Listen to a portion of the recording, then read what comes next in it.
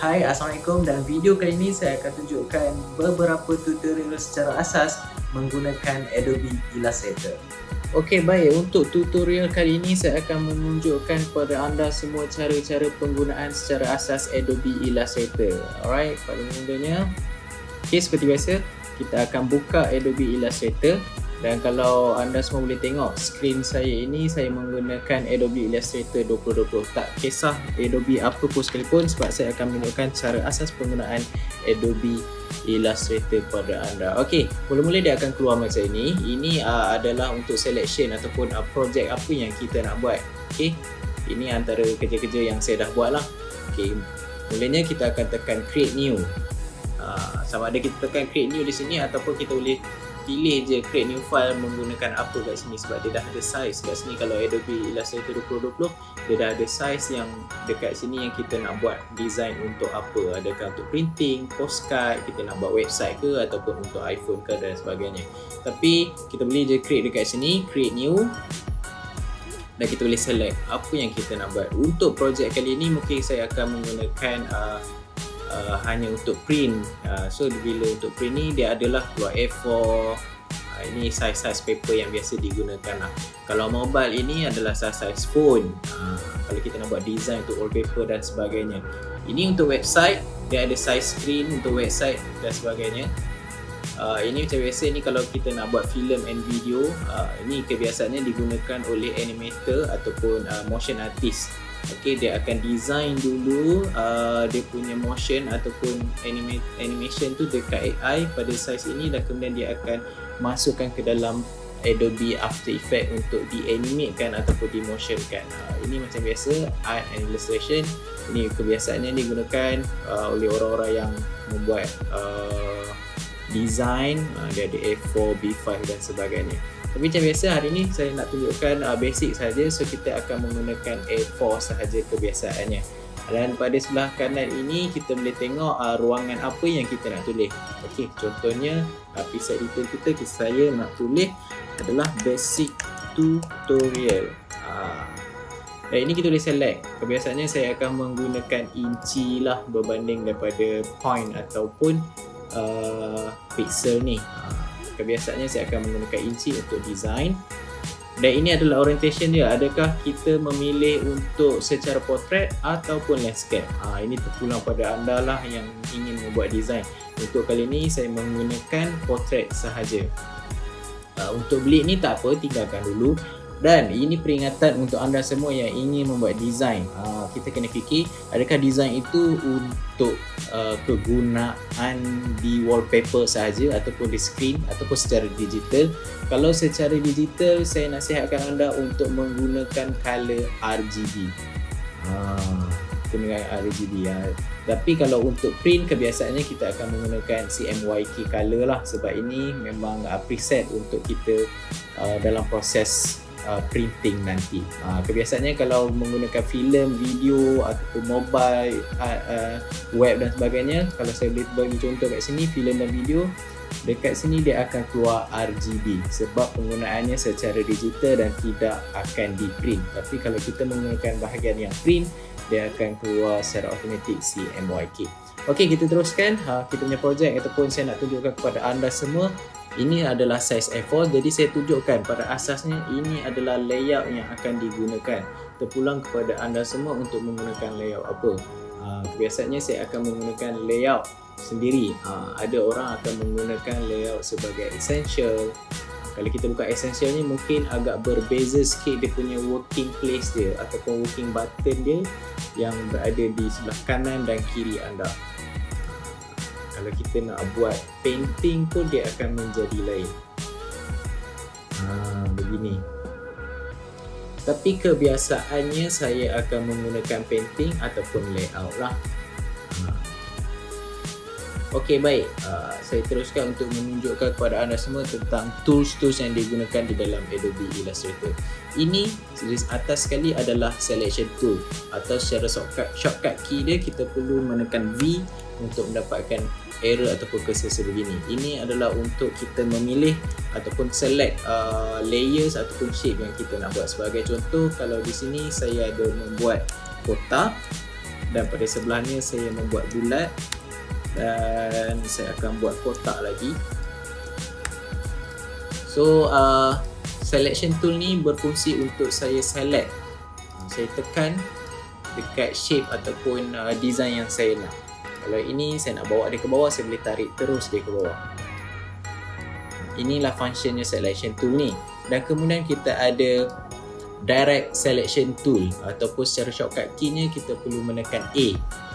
Yang ini berbeza sikit. Kalau kita tekan, dia mungkin akan tarik keseluruhannya, tetapi dia memberi kita option untuk memilih bucu yang ada. Nampak, kita boleh ubah dia untuk menjadi shape yang kita inginkan ataupun edit shape yang itu. Untuk Adobe CC dan ke atas, dia mempunyai function ini. Ada button bulat kecil ni untuk membuat curve dengan secara lebih mudah. Inilah fungsi dia. Dan juga untuk menarik buat curve ini seperti ini. Inilah fungsi direct selection tool ni. Dia akan memilih ataupun select satu sahaja. Tapi kalau kita nak select dua point ni, kita perlu tekan shift dan kita select. So dia akan bergerak dua seperti ini.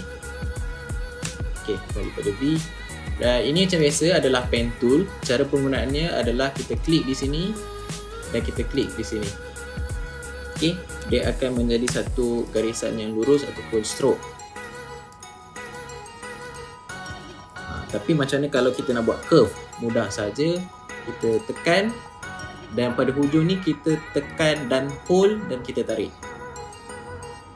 Ingat ya, kita tekan, hold dan tarik. Dan dari situ kita boleh dapatkan curve line yang cantik lah, dan kita boleh adjust. Macam mana kita nak adjust curve dia, kita boleh pergi ke direct selection tool ni atau anda boleh tekan saja A. Okey, sebagai contoh, tekan sahaja A, dia akan terus pergi ke tools direct selection ni dan kita boleh adjust curve dia seperti ini untuk mendapatkan curve yang lebih baik ikut pada design yang anda ingin lakukan nanti.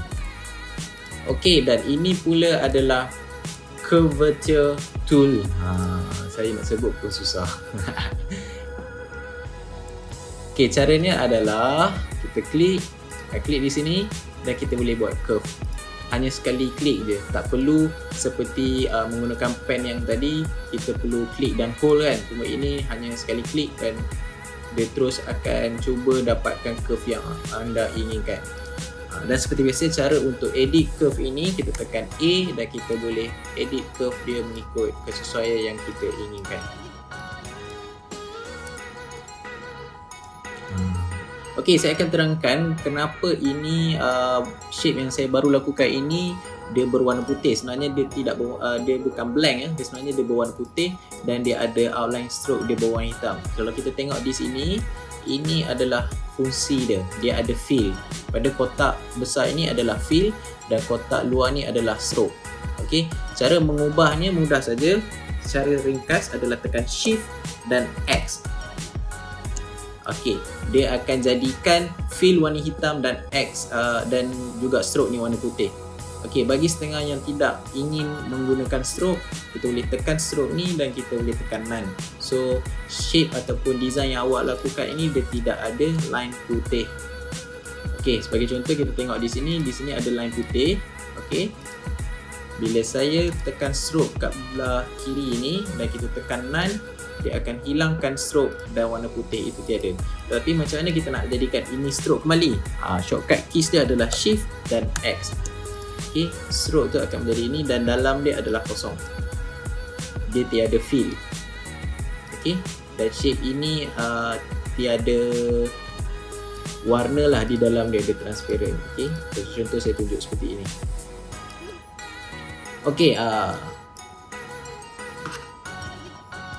fungsi selection tool ni bukan saja untuk select tetapi dia juga untuk resize. Anda boleh pergi ke bucu sini dan awak boleh resizekan dia ikut size yang awak inginkan. Tapi kalau awak perhatikan bila awak resize ini, dia punya shape dia tidak dalam skala yang betul. Kalau anda tekan shift, dia akan mengikut skala yang betul. Okey. Ini seperti biasa, ini ada rectangle tool atau awak boleh pilih shape apa yang awak nak.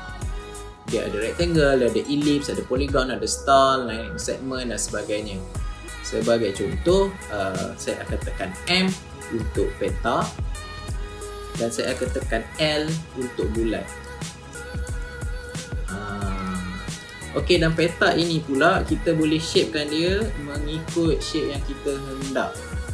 Kalau ini dia tidak akan mendapat segi peta yang tepat. Macam mana saya nak dapatkan segi peta yang tepat? Kita perlu tekan shift dan dia akan pada skala yang betul.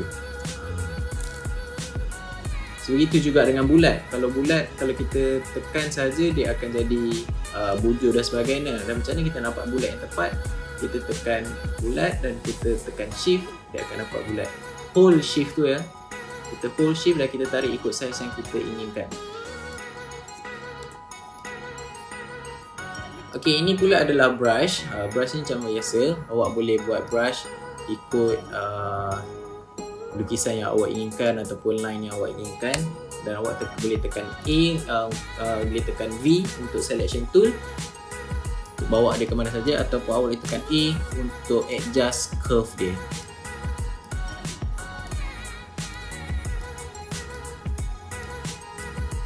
Contoh. Dan di sini adalah type tool untuk awak letakkan teks.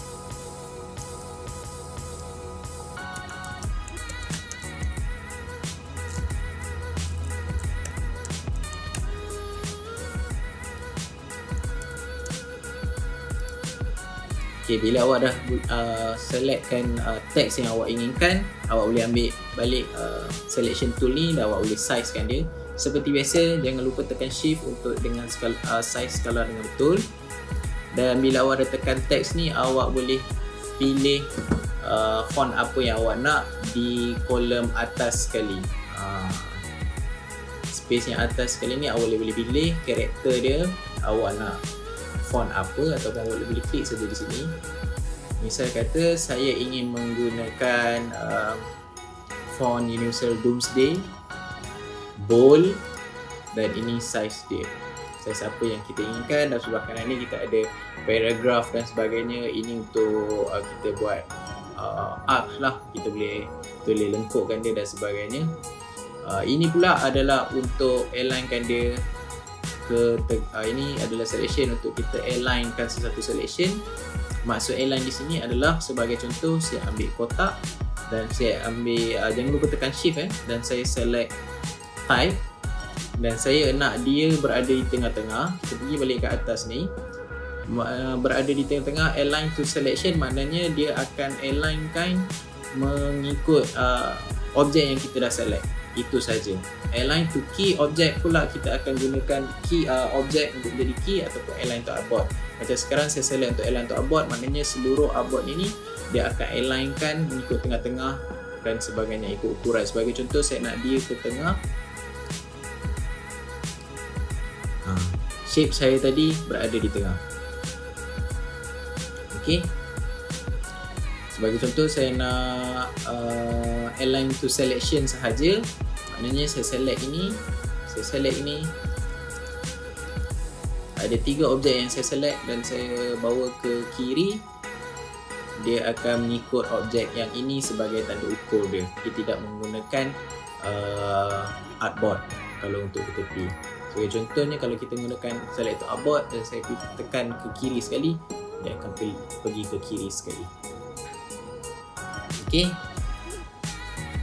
Dan kemudian ini adalah rotation tool. Awak boleh select dan awak boleh tekan untuk awak rotatekan dia sebegini, begini dan macam ni. Tetapi kebiasaannya dekat awak punya selection tool ni, dia, bila awak pergi ke bucu, dia dah akan jadi automatic untuk awak boleh rotatekan dia seperti yang anda inginkan. Dan sebagai contoh ini, bila awak pergi ke bucu, awak boleh rotate, awak tekan shift, dia akan rotate dengan skala yang betul. So sebagai contoh, kosong, 315 darjah, 270 dan sebagainya. Lagi saya akan tunjuk kepada anda tentang ini adalah pemadam. Awak boleh delete dan ikut shape yang baik. Contoh ini pula adalah shape builder tool shift. Maknanya saya akan tunjukkan tools yang ini ya. Sebagai contoh, kita telah menggunakan shape petak dan juga bulat. Dan kemudian shape ini kita satukan ataupun buatkan dia bertindih.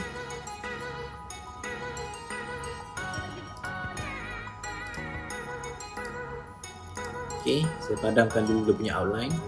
Kita buatkan dua ini bertindih dan kita select kedua-dua shape ini dan kita select shape builder tool. Apa yang dia akan lakukan adalah memisahkan keduanya. Saya klik di sini, ruangan sini, saya klik di sini dan saya klik di sini. Kemudian saya tekan balik selection tool ataupun V dan saya boleh ubah keduanya. Saya boleh tarik ini satu, saya boleh tarik ini. Dia telah memecahkan ikut pecahan yang saya buatkan sebentar tadi. Dan ini pula eyedropper. Eyedropper ni adalah kemudahan untuk anda memilih warna. Sebagai contoh, untuk shape ini saya nak warna kelabu seperti ini, jadi saya tekan saja eyedropper dan saya klik sini dan dia akan bertukar menjadi warna kelabu. Shortcut keys dia adalah tekan I dan dia akan menjadi eyedropper tools, select dan dia boleh berubah seperti biasa, dan tekan V kembali untuk cursor selection tool. Di sebelah ruang kanan ini pula juga adalah cara untuk awak kontrol beberapa perkara atau beberapa shape yang awak dah lakukan. Sebagai contoh, ini ada karakter kalau awak menggunakan teks dan sebagainya. Ini juga untuk teks. Ini juga untuk teks dan sebagainya kebanyakannya. Di Pathfinder, ini pun antara salah satu proses penting untuk anda. Apa kegunaan Pathfinder? Pathfinder ni dia akan menggabungkan dua shape. Sebagai contoh, saya ambil shape yang ini. Cara untuk copy paste shape adalah klik, tekan Ctrl C dan Ctrl V, kita akan copy paste dia. Itu satu cara. Cara yang kedua adalah kita klik dan kita tekan option, kita boleh klik dan tarik. Tekan option, bila cursor berubah menjadi dua segitiga seperti itu, kita klik dan kita tarik. Dan ini cara untuk copy paste yang paling mudah lah. Saya nak tunjukkan anda cara untuk menggunakan Pathfinder adalah apabila dua objek bertindih dan kita nak satukan dia untuk menjadi satu layer. Saya select dua-dua objek ini, pergi ke Pathfinder dan kita klik Unite. So dia akan menjadi satu shape yang baru. Tapi ada juga cara lain. Saya sebagai contoh, dua shape ini telah bergabung dan saya ambil minus front, dia akan buang shape yang di hadapan.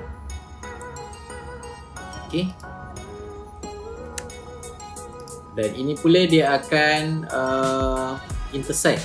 Maknanya dua shape ini dia akan ambil shape di dalam ini saja. Sebagai contoh, seperti itu. Dan ini pula adalah untuk exclude, maknanya dia akan pilih shape yang berada di luar. Sebagai contoh, seperti ini. Dan dalam ni kosong. Di ruangan sini ada gradient untuk awak buat gradient, dan ada stroke untuk awak pilih stroke awak. Sebagai contoh, line yang ini, saya pilih line ini dan saya bertebalkan dia dan saya memilih dia sebagai dash line. Dia menjadi satu line yang putus-putus dan anda boleh ubahkan bucu line tersebut. Saya klik ni, dia akan menjadi seperti ini. Saya klik petak, dia akan jadi petak. Dan sampai di sini sahaja tutorial Adobe Illustrator saya kepada anda semua. Diharap anda semua memahami dan mengetahui cara penggunaan tools-tools yang terbaik dalam penghasilan desain anda. Sekian saja, terima kasih.